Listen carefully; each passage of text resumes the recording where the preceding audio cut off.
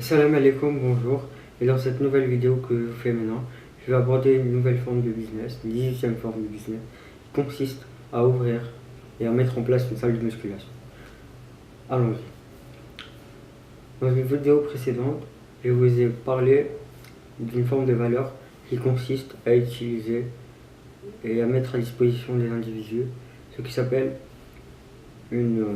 pour délivrer de la valeur, une ressource partagée.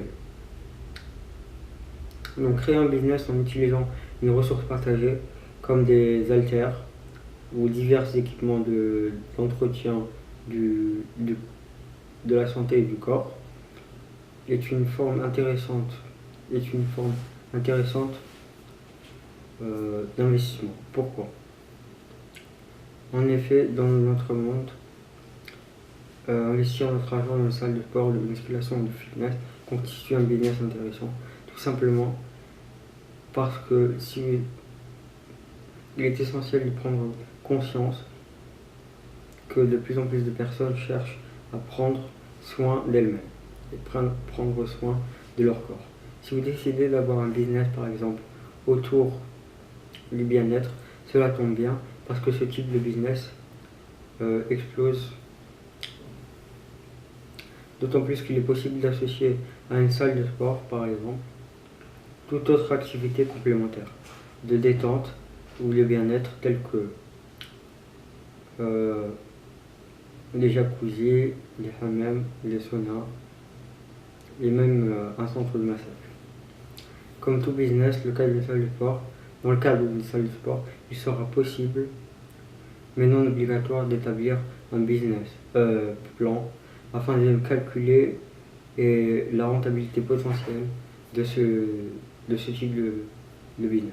Il sera aussi possible de faire appel au système de franchise précédemment évoqué pour examiner l'ensemble des options qui s'offrent à vous. Créer un nouveau concept, d'une part, ou d'autre part, reprendre le nom d'un franchiseur déjà existant. Une fois ces étapes préliminaires franchies, vous passerez ensuite, vous pourrez passer ensuite à la sélection de votre local, puis à l'achat de votre matériel, qui constituera ce qui s'appelle une ressource partagée. Ces étapes ont leur importance car elles sont stratégiques. Et c'est celle-ci qui vous garantira une fréquentation soutenue une fréquentation soutenue de votre salle et d'autre part un matériel moderne et efficace vous permettra de conserver une image sérieuse. En dernier ressort, vous pourrez booster votre chiffre d'affaires en proposant la vente des produits complémentaires tels que des barres protéinées ou des boissons énergisantes et des protéines. Les avantages que ce type de business confère, c'est premièrement il assure une bonne rentabilité car une fois le matériel qui constituera la ressource partagée amorti, il ne restera plus beaucoup de dépenses. Deuxième avantage lié à ce type de business, c'est qu'il sera possible de diversifier les produits complémentaires proposés à la vente. Et le troisième avantage est que dans le cas d'une salle de musculation fitness, comparé à d'autres types de business, cela ne requiert pas, ou l'ouverture d'une salle de musculation ne requiert pas une gestion d'eau. Les inconvénients que j'ai pu relever liés à ce type de business principaux sont que l'investissement de départ semble lourd et comme je l'ai dit, une fois amorti par les clients qui fréquenteront votre salle, il représentera un retour sur investissement intéressant.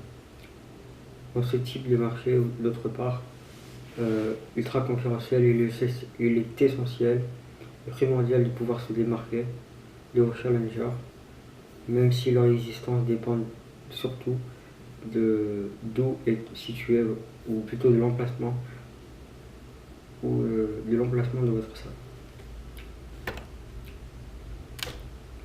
Et le dernier inconvénient lié à l'ouverture d'une salle de musculation, c'est qu'elle demande une présence accrue avant d'embaucher les personnes compétentes et dignes de confiance pour s'occuper de votre business.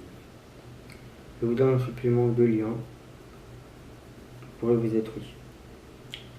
Créez www.créermonbusiness.fr, monbusinessplan.fr et wikihome.fr.